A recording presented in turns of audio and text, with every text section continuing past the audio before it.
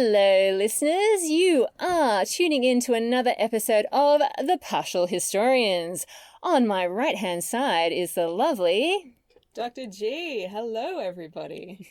And I, of course, am Dr. Rad. We are doing a special episode, probably the most special episode I think we've ever done, Dr. G. I think this tops our level of special right now. Yeah. Yeah. Now, once again, we are returning to Augustus, who some of you may already know. In fact, I hope that you all know by now because we've talked about him a bit. But there is going to be a twist this episode, and that is that we have a true expert in the field in the house today. But before we get started, I thought we should probably give a bit of a rundown about who Augustus is. So, Dr. G, you're a fangirl. Why don't you kick it off? Who is Augustus? I mean, it's a big philosophical question, isn't it? Is he the man he makes himself out to be? I would say definitely not. Or is he the man that historians say he might be? The salient points, I think, about Augustus is that he is the grandnephew of Julius Caesar. Mm-hmm. And everything about his adult life and career really stems from what seems to be an innocuous fact of relationship. Because that's no means a substantial relationship connection. It's just a sort of an extended family connection. Nobody's expecting much of the grandnephew of Julius Caesar. But then lucky for him, Caesar gets the old stabby and actually names him as his heir and adopts him in his will. Yes, and this seems to be a surprise to just about everybody. Himself included, yeah. including Octavian, as he is known in his youth. So from that moment onwards, his whole life changes, and there is a series of sort of clear decisions that he makes that lead to some pretty profound consequences, which maybe he wasn't expecting. But his decision to march towards Rome rather than go into hiding at the behest of all of his relatives after news of Caesar's assassination reaches him is the turning point that changes everything. And he does all of this at a pretty young age. He's 19. Yeah.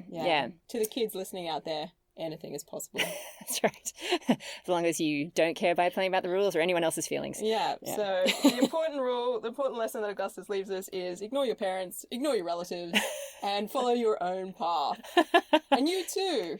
Believe that you are invincible, and it shall be so. Yeah. He basically sets off on a pretty turbulent career path at first, where he has to negotiate some, the very twisted paths of Roman politics. Other people who fancy themselves to be Caesar's heir, such as Mark Antony. Indeed. But eventually, after a series of civil wars, essentially, he ends up being... brutal killings, you could say. That too. He ends up being the last man standing, and he ushers in a new phase for Rome. Now, I'm going to be very careful about how I define that phase because of our esteemed guest here who's spent a lot of time talking about what exactly this phase is and how we should define it.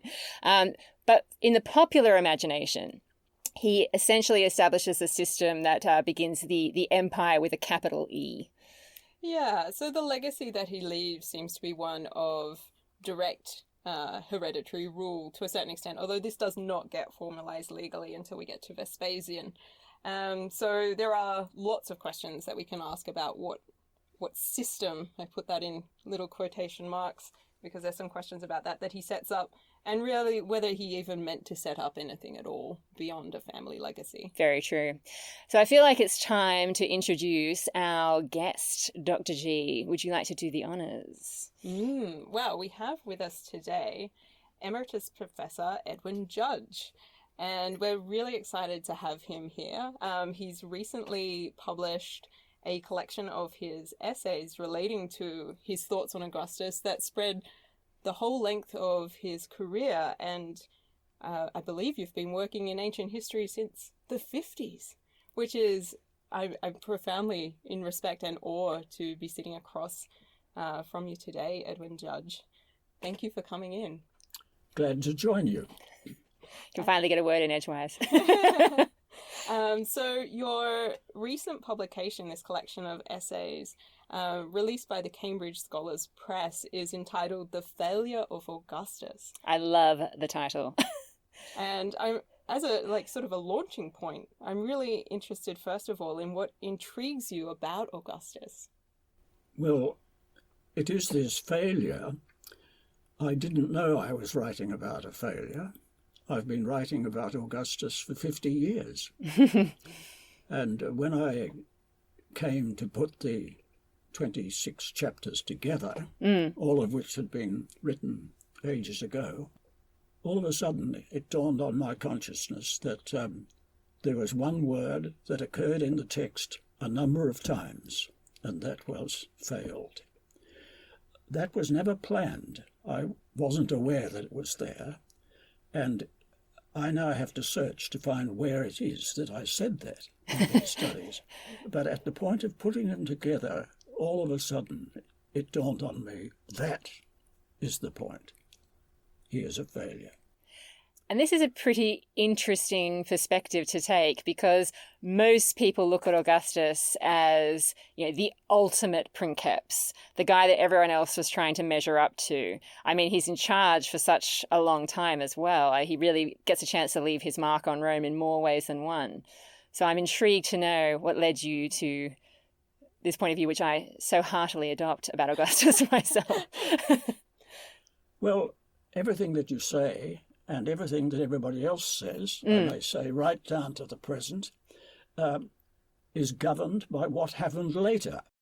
And the fundamental thing in all human studies, in our lives, for example, is not what happened later, but at the point when it's happening. What were you trying to do? And typically things turn out differently. It's the case for all of us all the time. And nevertheless, if we're thinking in terms of ultimate authenticity, it's this intangible, non-existent, if you like, point of the present. The present isn't a period of time. It is the point between what has already happened and what may happen yet. And it's not a period of time. It's that kind of watershed. And yet that is the only point of reality. We know this in our lives at every point of the day. We immediately regret something we've just said. That it was done, there are consequences, and so on. Life is like this. So one should always try to, when looking back at other people, looking back on yourself, for example, one should always check again, well, was it supposed to be like this? Because Augustus has such a long time to mop up any potential mistakes that he made, or, as you say, unintended consequences. And he also has quite a significant propaganda machine at his disposal. Do you think this has a lot to do with how people have tended to see him over time? No, he actually wrote extensive commentaries on himself, as Julius Caesar had done, while he was in the thick of it. Yes. And these largely are lost. In the case of Caesar's commentaries, we have them. So we know what Caesar was thinking at the time, year by year. But we don't know that for Augustus. So we have to reconstruct what he must have been thinking from the endless secondary information we have about it. I've in fact known what his intentions were for 50 years. That hasn't changed. But my point in calling it a failure belongs to this year alone. It was only when this book was getting ready to go to the press I thought, that's what I'm trying to say. But that, of course, is interpretative too. So what do you think 19-year-old Augustus's dream was after the death of Caesar? What was he intending to accomplish? We don't know what his dream was at the time. We do know how determined he was. The point you've mentioned, he decided not to escape after the assassination of Caesar, but to go back to Rome and face it. Even before he knew about the will, he made that decision. And his mother and father-in-law both tried to persuade him not to go. He was with the troops getting ready for the Parthian expedition in Albania when the news of the assassination came, and the message from his parents was, on no account come back, stay there where you're safe. Anyway, you were right to stress it was an epoch-making decision to go back. And there was a further stage in it. He was very cautious when he landed in Italy because he didn't know what would be going on. You know, he's several days or even weeks behind the events already. Remember, this is not instant communication. There've got to be actual people come and tell you what happened. Yeah. And he very cagily approached, he was in military service in Albania, and he approached the legions at Brindisi, the other side of the Adriatic Sea, very cautiously. And I suspect, to his surprise, he hadn't heard of the will. I'm not sure when he heard of the will, but the soldiers had heard of it, and he must have heard of it by now. Perhaps when he landed in Italy, he heard of it from his parents. But the soldiers saluted him as Caesar. They called him Caesar. That was not his name. And that must have been a shock. I think as a 19-year-old, I try to imagine myself as Octavian in that moment. Well, he must have known by then that he was in the will, and that there was a condition in the will. The condition in the will was that he accept the name Caesar. And in fact, that involved a lawful adoption. You can't just take somebody's name and join their family. It has to be established by law, naturally by birth, of course. But in fact, the idea of a posthumous will was unheard of. The whole thing about death is that's final, and you lose control. That's why people write wills, of course, to do what they can to regulate it. But he had no obligation to fall in with Caesar's suggestion, and Caesar had not told him, as you indicated. That's very significant. Caesar had reservations, for sure. Well, the natural expectation was there might be a son to his own marriage be born. That never happened, and oddly enough, it never happened with Augustus either. Those two great figures, Caesar and Augustus, both lacked a natural son, and a very large dimension of the history revolves around who then gets control without a male heir. It does certainly lead to complications, and I'm wondering if you can speak more to the nature of the way that wills are set up and the nature of Roman adoption, and why precisely this case is so unusual. We talk about it being because it's a posthumous sort of adoption, but how, for our listeners, can you explain a little bit about how Roman adoption was supposed to work and what makes this case so unique? Well, it's supposed to work between two living people. The father, who lacks a natural heir, meaning a male heir, to his estate, must adopt one in the interests of the ongoing permanent life of his family. The family was a sacred institution, and you were obligated, not just morally, but in terms of the sacral system of the Romans. The family had ongoing life which must be sustained, and it must be sustained by descent. And since the deaths of children and early children and so on, in childbirth and so on, was very common, it was always a bit chancy. But adoption was a fully lawful and proper and desired alternative if there was no male heir. You would adopt one, and he would then take your name and so on. And Roman history, as you know, is full of people whose names get doubled up with the one they were born with and then the one into which they've been adopted. And to be an adopted son is just as valid at law as being a natural son. So it is extraordinary that Caesar had not actually done it, presumably because, well, obviously he wanted to keep his options open. At the very least, that was what he was doing. Yeah, because there certainly seems to be a sense that he's leaving, as much as he can, a gap for a natural son to be born. But in the event that one is not, the provision for then Octavian comes into play. I think this really upsets Antony, amongst other people. Yes, well, Cicero, after it was all over, Cicero accused Antonius of assuming that he was going to be adopted in the will. That's just a barb by Cicero, but there's some possible truth in it, because Antony had been somewhat alienated from Julius Caesar in recent years before his assassination. He became the consul with Julius Caesar, however, in the fateful year of 44. And by that time, he had become reconciled to Caesar. And we know for certain from the detailed information we have that the long journey back from Gaul, where Caesar was campaigning, not in Gaul now, but in Spain, had taken place with Caesar sharing the carriage with Antonius, his fellow consul. And they had several days together alone on the journey back to Rome. And we know for certain that Antonius already knew of the assassination plot, and he did not tell Caesar. Nevertheless, it's clear that Caesar had rebonded with Antonius.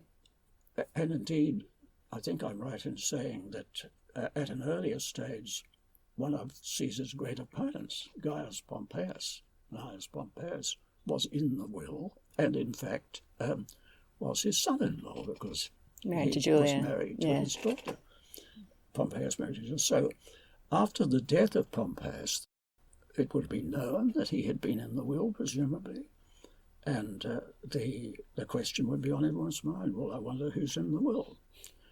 And I think it's entirely plausible, actually, what Cicero alleges, that it's hardly implausible that Antonius would have expected to be in the will. Yes, when we're thinking about Cicero in particular, I'm always at a pains to suggest to people that for anything that Cicero says to have any consequence, for him to be the orator held up as he is, he has to be making mostly plausible arguments, even if only by a thread of plausibility. Otherwise, he loses his ability to persuade. So in this case, as well, I tend to agree with you that, there has to be something to it. But getting back to this concept of failure, are there any particular examples where Octavian / Augustus is in a moment at that knife point of the present where you think he's failed to read the consequences of his actions, or perhaps failed to foresee how it might unfold? No, I don't point to any particular things, except it is the lifelong problem of his life. And you have to ask me, well, what was the failure? What was his aim? That's the thing. You can't be called a failure, given the test we're allowing, that we should go to the point of time when it was happening. You can't be called a failure unless we know what you thought you were trying to do. And we do know that crystal clear, because Augustus himself laid it out in the year 2 BC in the Forum of Augustus, and he said in an edict, an edict is a very solemn, legally enforceable direction to the Roman public. Any magistrate can tell the public what to do by edict, and it was not uncommon. It was part of a magistrate's duty. And Augustus, having created this new forum, and he lined it with the statues of previous leaders. And in the edict, he instructed the Roman people to choose for their future leaders by that standard, the standard represented by the statues that he put up. Now, each of the statues has a clear, boldly displayed epigraphic formula underneath it, apparently just summarizing that man's career. And it will say his principal magistracy, his triumph, one or two things like that. But it is not all formal. In each of the inscriptions, there is a single unique thing about each person. And it's a little episode, extremely briefly stated, but it would have been something that the educated Roman public, and indeed the general public, would have known, because there are things from the famous history of Rome on which the people were all fed. And so, apart from the formalities of the man who's in whose statue there is this little episode. I've invented a Latin phrase for it. It is an exemplum, an example, virtutis of enterprise. The Latin word virtus, V-I-R-T-U-S, our word virtue, means, in my opinion, enterprise. It's derived from the word for a man, vir. And it means, therefore, masculinity, but masculinity in a specific framework of reference. That's why I offer enterprise as a translation for it. It's an action which displays your leadership, and it is what a man is supposed to do. Now, all of these things in these inscriptions, in my opinion, are crisis points in Roman history, like the city's about to fall or something like that. There are disputes between the Senate and the plebs, and no one can agree. So in the history of these people, which goes back across 500 years, each has his individual point where he mastered the crisis, often to his disadvantage, say, or it could have been an irregular thing he did, of course, because the regular system had broken down. But in the crisis of the state itself, the leader was the man who mastered it. And now Augustus, by putting those little pinpointed feats of management, crisis management, we would call it now. So it is a parade of the crisis managers of Roman history. And the edict, coming back to Augustus, instructed the Roman people to choose future leaders, and he calls them principes, which is not a military term. It is a political term. Your future leaders in this republic must be chosen by that standard. Choose the man who can manage the crisis, whatever it is. So speaking of crisis management, one of the largest crises that Augustus causes in his later years is actually probably dying after decades of being the leading man of the Roman state. And in his place, we see the rise of his adopted son, Tiberius, who, I have to admit, was probably not quite as good at handling these sorts of moments of crisis as Augustus himself had been. What can you tell us about this moment? The Senate passed a resolution, which is recorded by at least 3 or more of the ancient writers who treat this matter, moved by the 2 consuls of AD 14. The Senate passed a resolution inviting Tiberius to do something, but none of our sources say what the something was. And I believe I can demonstrate that neither Augustus nor Tiberius had assumed that what happened would happen. It's obvious enough to us, and it was obvious to lots of people at the time, that this is what should happen. But we don't know what the resolution actually said. I'll tell you the important evidence we have about it. Whenever Tiberius, after the death of Augustus, whenever Tiberius was there at the seat of government, senatorial debates and so on, Tiberius, would stand up if the consuls were present. It says that. Yes. Now, the fact that it says that is people were surprised. And for certain we know why they were surprised, because Augustus had not been standing up when the consuls were present. And why was he not standing up? He wasn't consul, of course. He was only consul in particular years. But from 19 BC onwards, we know, he had been invited to sit on a third chair, a third curial chair, between the 2 consuls. And he himself attests this in his own monument, that he had consular rank, even though not a consul. And so notice the significance. The two consuls moved the motion in the Senate. My view, published but ignored by the rest of the world, is that the two consuls in their motion invited Tiberius to sit on the third curial chair, which Augustus had been sitting in all those years. The fact that they comment on Tiberius standing up when the consuls were present shows that Tiberius was refusing it. And we also know he refused it because he didn't say he was accepting it for certain. And they kept pushing. But another thing we know at the time about Tiberius was that when he wanted to give instructions, he was, after all, in command of all the armies. That had been arranged before the death of Augustus. So he had ample control, but he was not a magistrate. He was a pro-magistrate, if you like, on the grand scale. So he had to do everything. And he did lots of things at Rome. I mean, he had the power to do it. And one might say, well, why does anything at all have to be said? And here's the crucial point.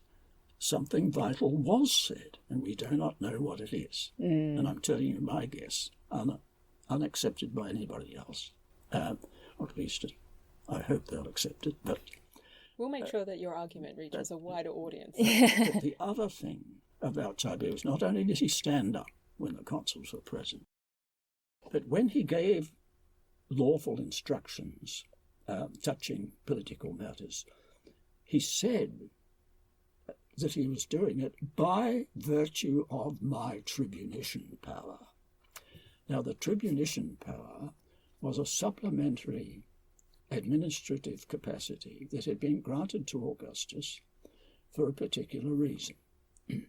The particular reason was that Augustus was a provincial commander, basically, all through his life after the civil wars. In 27 BC, he was granted a 10-year provincial command. And he remained in that command until his death. And each time it came up for renewal, it was renewed, sometimes for 10 years and sometimes for 5 years. So his whole career simply turns on these periodic renewals.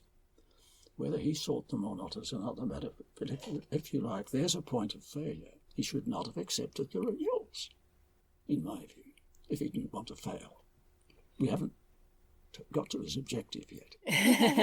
But going back to Tiberius, Augustus needed the tribunician power because at an early stage, it was when he was away in his province during his first 10-year stint, but they wanted him to come back and not stay away for 10 years. There was tremendous pressure on him by his own partisans not to stay in the provinces.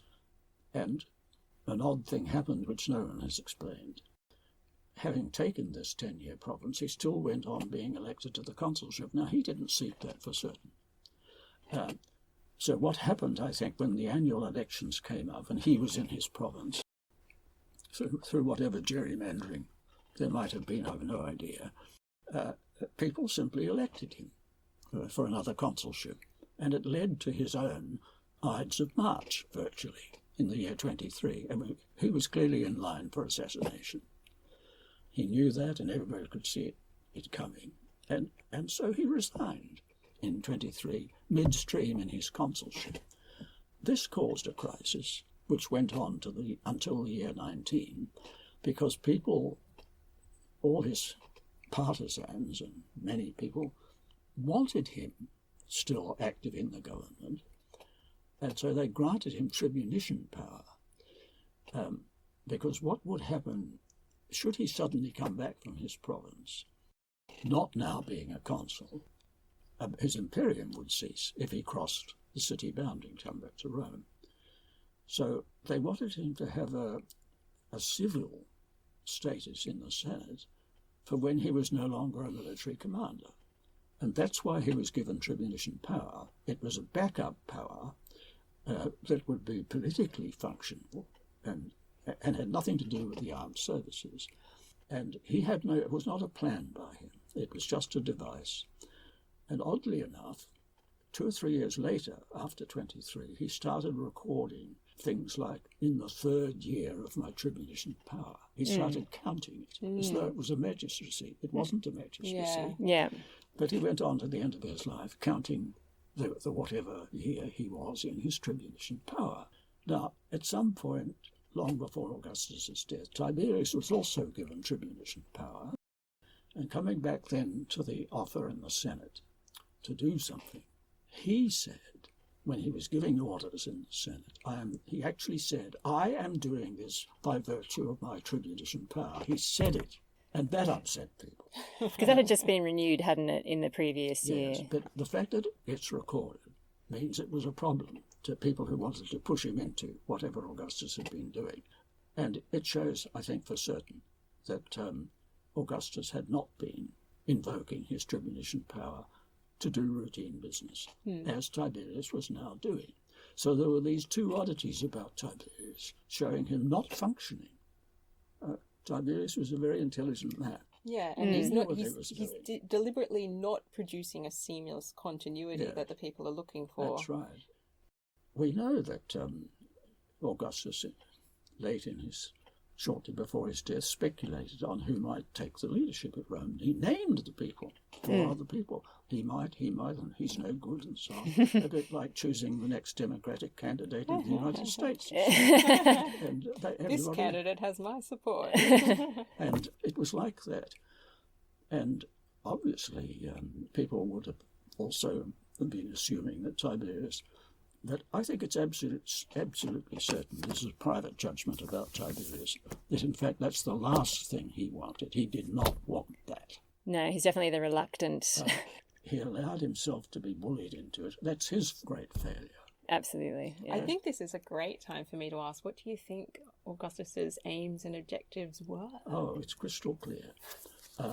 You read this book. You asked about what books. This book must be read by all students of Augustus.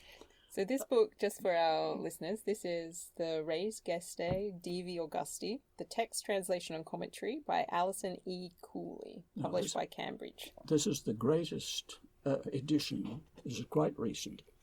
And this is the greatest ever for student purposes of this famous text of Augustus. And why it's good for student purposes, that people without Latin or Greek. This is a text which survives in both Latin and Greek from antiquity in inscriptions. And it states Augustus's own views of what he did. And we have the text, and what Cooley has done, she has printed on facing pages, each opening, you get the Latin text on one side and the Greek text on the other side. And then on either side, you then get an English translation. So she's giving you 2 translations, a translation of the Latin text, a translation of the Greek text. Now, I believe, and I think everyone believes, Augustus did not authorize the Greek text.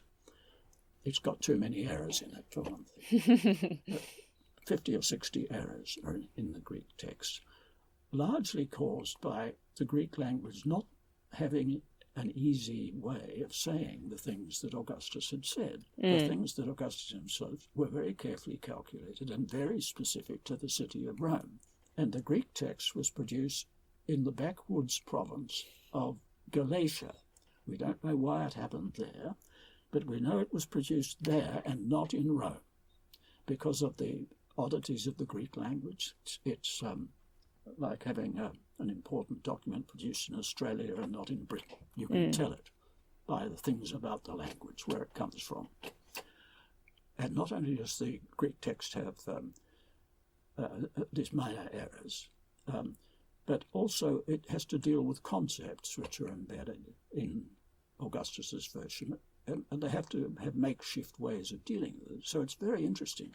These double translations by Alison Cooley tells you a very interesting 2-sided picture of Augustus, what he himself wanted to be remembered for, and the rather slightly botched version by somebody else altogether, for certain without his authority, in my view, who in fact complained. The person doing the Greek text complained. It's my word, of course, it doesn't say it, but complained, in effect, that Augustus didn't do it right, what he'd done in his version, particularly over the money. The whole text was about A, conquest, and B, money. Mm-hmm. And in the money side of it, it's broken up in all sorts of important ways. Like, there are grand statements about money, including whenever there was a shortfall on the taxes, I just supplied the shortfall. That's a totalizing money claim. But endless little money claims, like on such and such circumstances, everybody in such and such a category got this handout on this. So little amounts. They're pretty decent amounts, more generous than governments give now, I may say. I think it was meant to be a pretty impressive largesse policy that Augustus followed, and the rhetoric of it is to mention in particular the in your pocket side of it. You got this much on that occasion, this much on that occasion, so that the public would remember why and what a great largesse we got on those times, you see. But the Greek translator couldn't cope with this and said, "What's wrong with this?" Is me. What's wrong with this guy? He can't say it as he ought to be saying. He sort of added it all up and said the grand total. So the Greek man did that. Produced the grand total. So the Greek has missed the significance of the small details of these largesse moments. Whoever was doing it in Galatia was a Greek, B, not a Roman, and maybe not a participant, and he probably not at all, probably not a Roman citizen even, and therefore not a participant in this life. Was nevertheless very impressed about the grand scale of it. Yeah. And I think this is part of what makes, the Res Gestae is perhaps the greatest inscription that we have in Latin, at least for my research purposes. And we're so lucky and to have it in both Latin and Greek. It gives us this opportunity to also see just how much our Greek language and thinking doesn't quite correlate with Latin thinking. And it's the case with any two languages. There's always going to be a gap between the concepts that you need to render in your native language and the concepts you want to render in the second language, which bespeak to what is unique about both cultures. And it sounds like with the Res Gestae, we're getting a real sense of just how differently the Romans perceived economic issues as being important, not just to the individual who's doing the giving, but to the audience who's meant to engage with this inscription and to hear the tale of how fortunate they have been under this sort of benevolent leadership. That's right. Now, I want to revert to the question of failure. Since I've produced this Failure of Augustus, I want people to read this. And I have to tell you that nowhere do I say what the failure was. But the word failed does occur, as I mentioned, at various points, so you can add it up. And I don't want to tell you now what the target was, but I think I have to for your podcast or something. But I would prefer people to come to this book not knowing what I think his aim in life was. I think that's fair. We'll leave a sense of mystery about it. On the other hand, I do want you to know, since to guide what we're saying, you can easily calculate, just like the Greek translator did calculations. We all do calculations on what it adds up to in our view. And I personally think that the whole drive of the Res Gestae is quantitative. There's a huge amount of adding things up going on all the time and comparing records, saying to have been the first to do something, and things like that. Now, this is a quantitative assessment of, given what I've said about the forum, of Augustus's own view of his crisis management. There was indeed a monstrous crisis, which he inherited and partly caused. So he has to show himself to have managed the crisis. He's not denying that he's the leader, by the way. He's proud of that. And being the leader, the princeps, is not something he invented. Because in Cicero's time, Cicero thought of himself as the princeps of Rome. And people chopped and changed it, or you could use the word princeps in the plural. There could be leaders of Rome. There doesn't have to be just one. But for once in our tricky trade, the Latin is exactly the same in meaning as the English. The word princeps, meaning leader, exactly as with us. The word leader is not the name of anything constitutional. And yet our whole political system is shot through every day, all the time, with the concept of leadership. But what is leadership? People criticize it, say, won't you take the lead? They say, we want leadership. But you've elected them, and so on and so on. So it's nothing to do with the actual government or the law or anything like that. It's how they inhabit the role. It is whatever we mean by leadership. The Romans meant exactly that by princeps too. Literally, the word princeps means coming first. But in terms of its sort of meaning, it's just like it is not the name of any appointment, except only if you were first elected by the censors when making up the Senate. The person who was first put in was the leader of the Senate, and he was called the princeps of the Senate. Augustus, of course, was the princeps of the Senate, but in this far grander way, he was in general the princeps of Rome, just as there had been in previous generations. People like Sulla and so on, and the Scipios, they were principes of Rome. This is how they talked. And you don't have to have just one.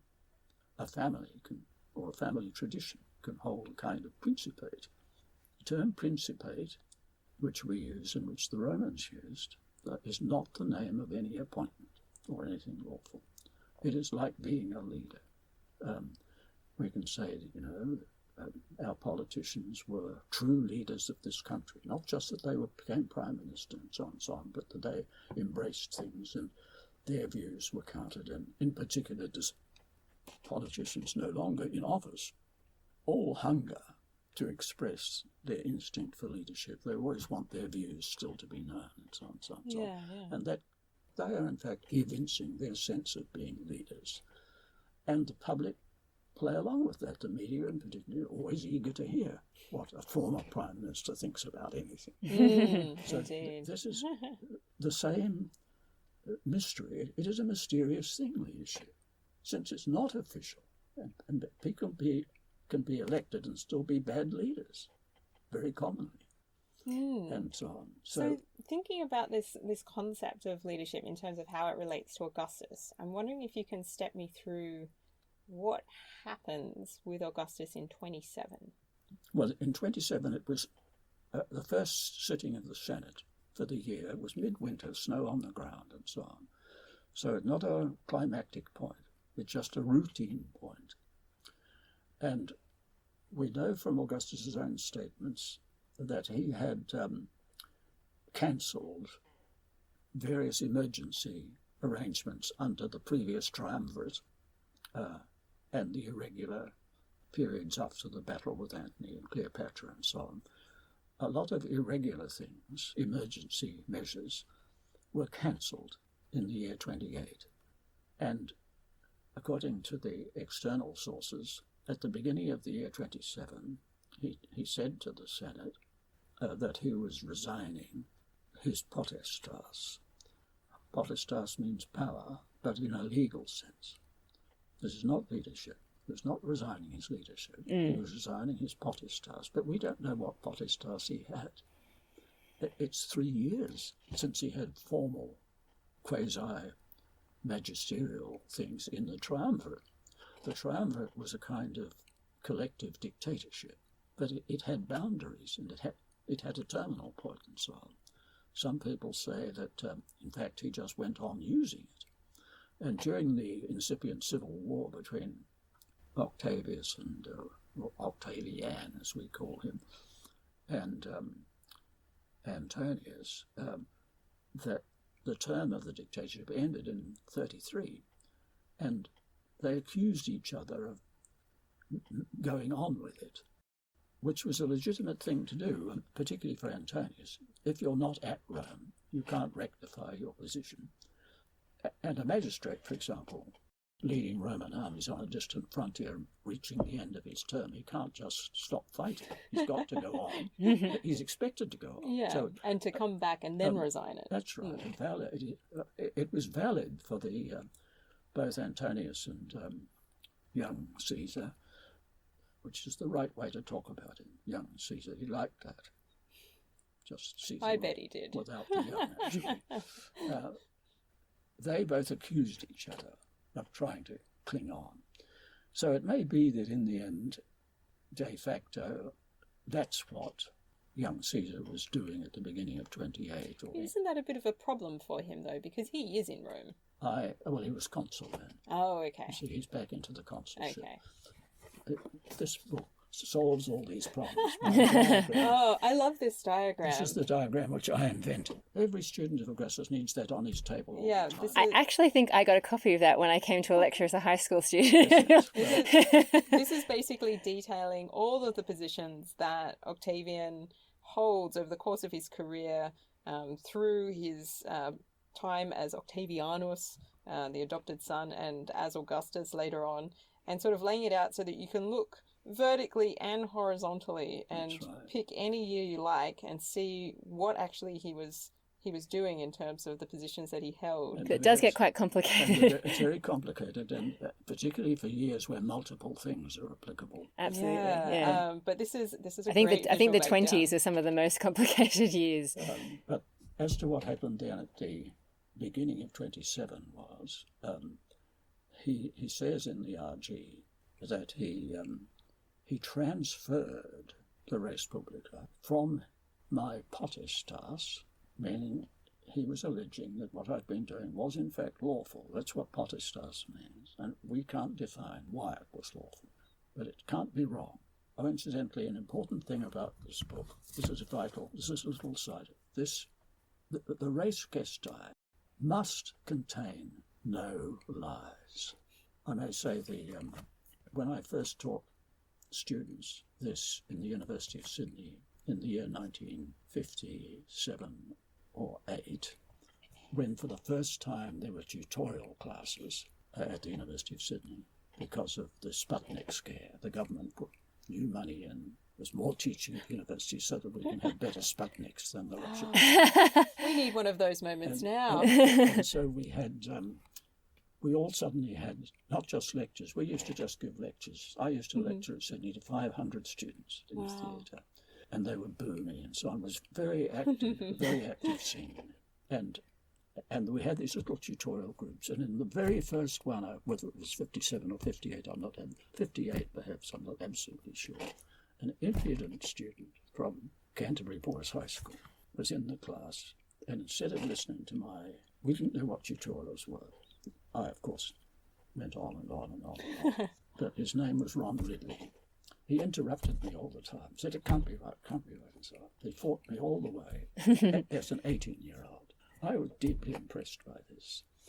Worse, he has subsequently stated in print that he and his cronies in that tutorial group would sit up all night searching in the source material to prove I was wrong. Now, that's what the tutorials were like. That's a mark of a future historian right there. That man is now the Emeritus Professor of History in Melbourne. He's still there.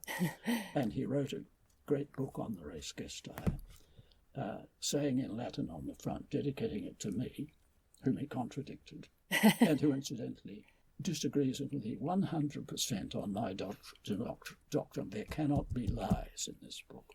Ron Ridley's book proves, in his view, that it's lies all the way. So you need to read his book, and he says in his dedication to me in the front that this is for me, he says, and then has a little phrase in Latin which means, I hope he won't have a blue fit. Well, I'm having it, of course, and of course I love Ron mightily and admire him greatly. And he, for some reason, has never got over being taught by me. He says that himself. And I make the point, there's a fundamental difference between him and me. He thinks this is designed to misconstrue things. I am taking the exact opposite thing. It's absolutely essential that there be nothing actually wrong in it. Otherwise, we still haven't decided what his purpose was. Well, that's okay. But otherwise, if there is something, if he's just faked the figures in some way, as soon as he's dead, everybody will tear him to shreds. I feel like there's something we should point out for our listeners who might not be as familiar with Augustus here. The Res Gestae was not something that Augustus was writing for himself.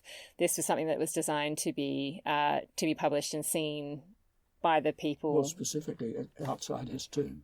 Yes. Specifically for going outside his tomb, which would be a place you make pilgrimages to. Yeah, and we're really quite lucky at the moment because they're engaging in a restoration of the mausoleum now. Yeah. And if you want to see this inscription, if you happen to be lucky enough to be in Rome, there is a copy of it just across the road from the mausoleum on the outside wall of the Areopagus Museum. So you can go and have a look at just the extent of it, because the thing is a very long inscription. Yes. And in order for it to be on display in public in this way, we have to assume that people are going to talk about it. The people who are literate are going to translate it for the people who are not able to read it, because there is something in here for everybody. But let me tell you this, my conviction is not only are there no fibs in this, but there are also no surprises. In other words, everything that has gone into this, the people knew all about long before. And they've heard it and heard it and heard it in 101 ways. And notice carefully, it is all data, and it does not contain policies nor interpretations. It contains heaps of laudatory things, provided other people have said them, and so on. But we still haven't said what his aim was. The purpose of the text, in my opinion, was quantitative. It simply wanted to break all the records. And he's very careful about it. He's not fabricating it. And there are cases that you can see that he's not mentioning where he didn't break the records and so on. But where he broke the records, this is built in here. And so he's saying a simple thing, that he is the top scorer in this 500-year. Yeah, and so then it's a matter of thinking about, like, how did he quite get there? Because, I mean, he seems to be a bit of a frail specimen of a human. He falls ill quite a lot. He finds ways to not go onto the battlefield. Yes, I agree with all that. And, of course, it's true, however, he had the support of powerful backers, people like Agrippa and Maecenas. They're no fools. Without calling him a mere coward, for example, I agree his ambiguous record, and he always felt sick if there was a battle on and so on. Well, I don't blame him for that. It makes him more human, doesn't it? It's not an admirable thing, nevertheless, from a Roman point of view. And he doesn't have a personally glorious record as a human being. So, and he is not claiming that.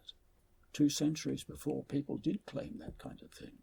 We have inscriptions, people boasted, I am the best orator. I have more children than you.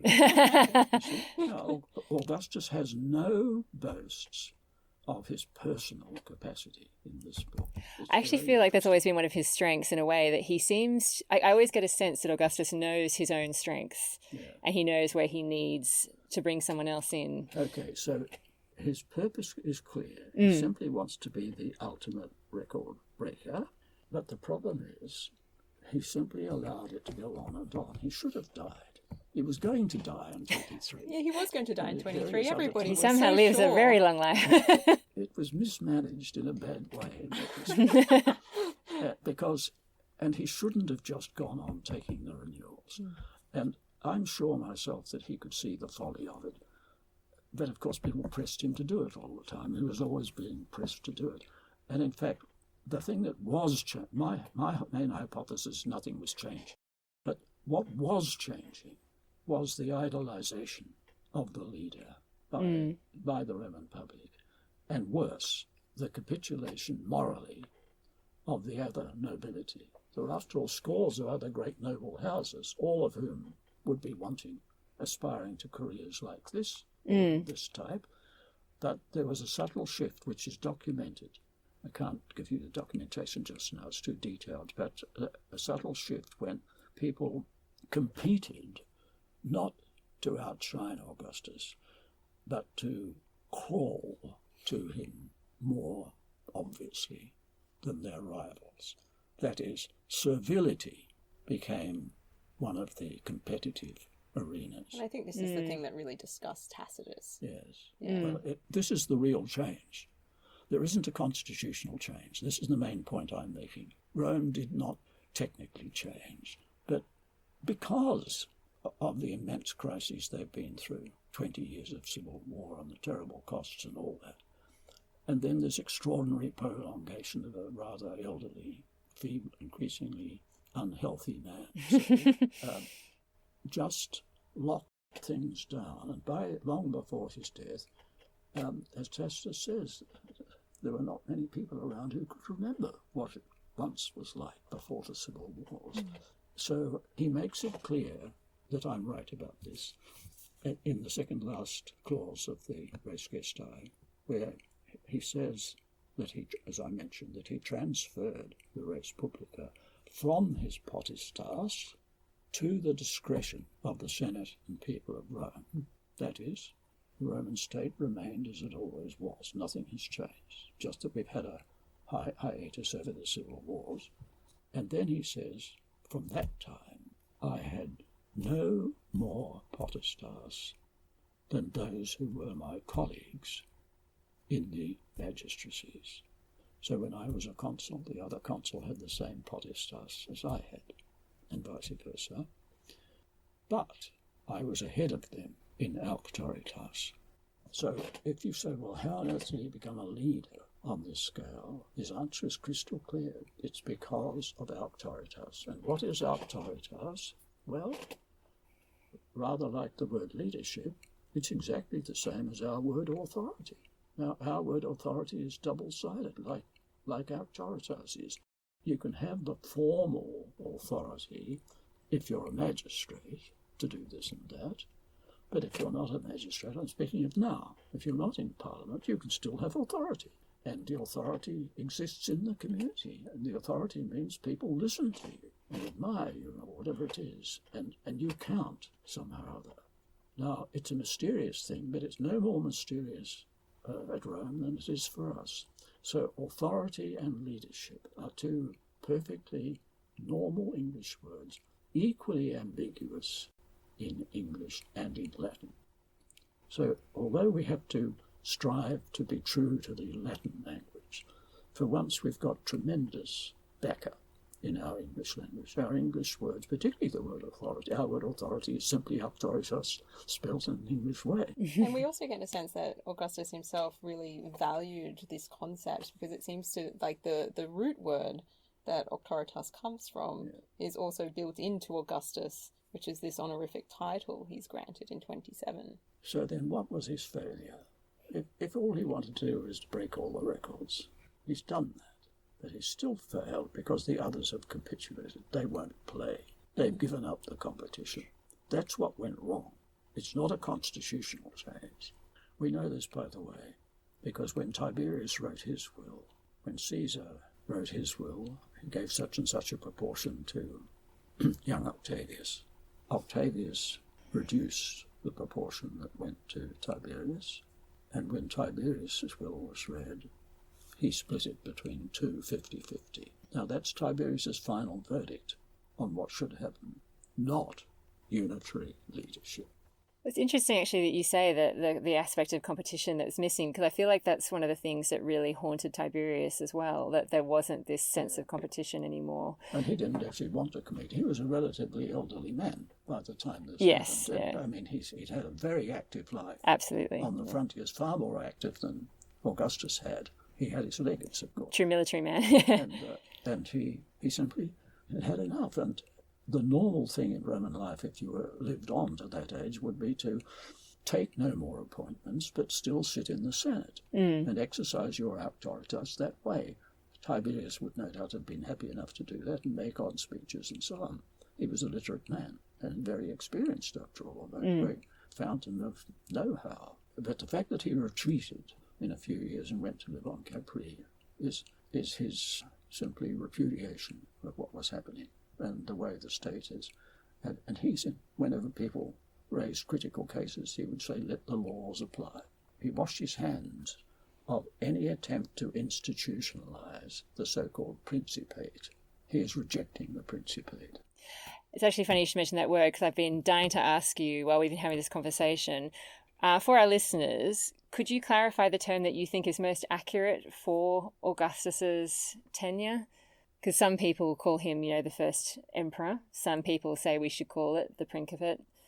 What do you think is the most... Neither of those. But both of those institutionalize the very thing that he was trying not to institutionalize. He wanted it left open for the great men of the future to compete, manage their crisis, and become leaders that way. And he says in the same edict where he said this, he said, I want to be judged that way. Judge me by how I managed the crisis, and judge that to others.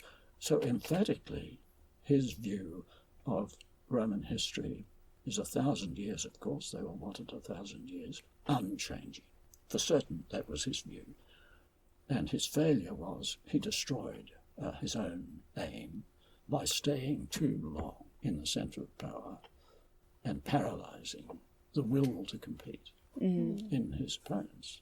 That's what. So I'm wondering, because I think it might be a good place to sort of wrap up this conversation. Yeah. If you have any last words or thoughts on Augustus that you'd like to leave with our listeners.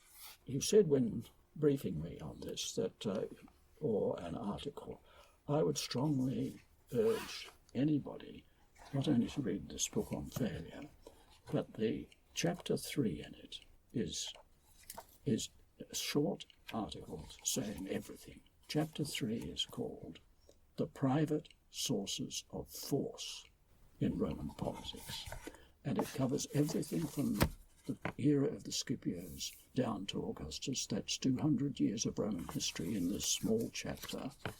And by calling it private force, I was inspired by this book a generation ago, which sharpened my understanding. I've always thought what I've been telling you today, but the phrase, the private sources of force, graphically sharpened in my mind. This is what went wrong with Rome. Why did Rome drift into autocracy in the way I've described? It was because the Roman law itself did not provide adequate protection for people. If you suffered a murder in your family, for example, there was no crown prosecutor, no police. You had to find revenge for yourself by private means. There were courts, of course, but you had to get the murderer to the court physically by private force. Quite a challenge. And this was a fundamental difference between our culture. We cannot execute the law ourselves.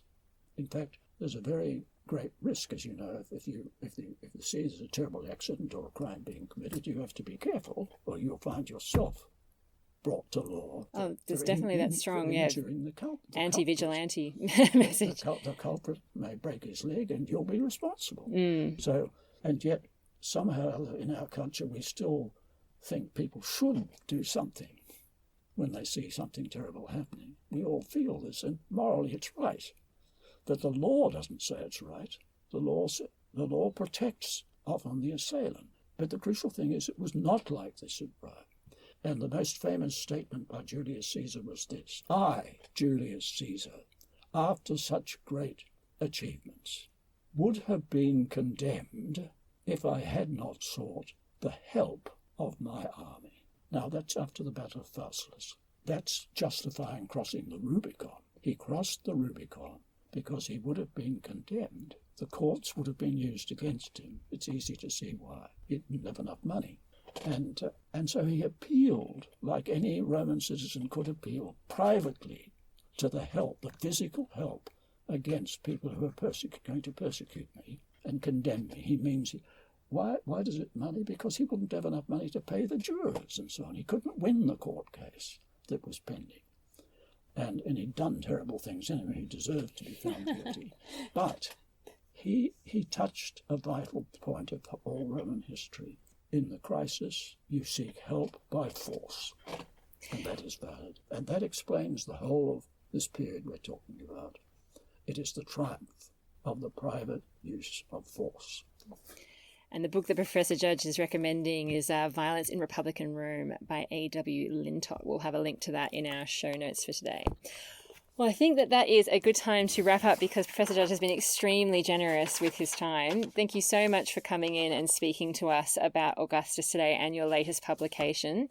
I've really enjoyed perusing it over the past week. And we also want to say thank you to Macquarie University for arranging for us to do this recording today.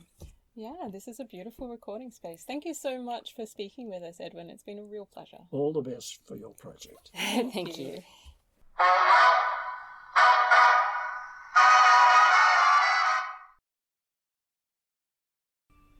Thanks for tuning in to The Partial Historians. This has been a really special episode for us. Both Dr. Rad and I are alumni of Macquarie University, and having the chance to sit down with Edwin Judge, who is such a luminary in the field and within the university, was truly an honour. We'd also like to send a huge shout out to our patrons: Adri, Dana, Joel, Roman, Savannah, Sharon, Sean, and Zara.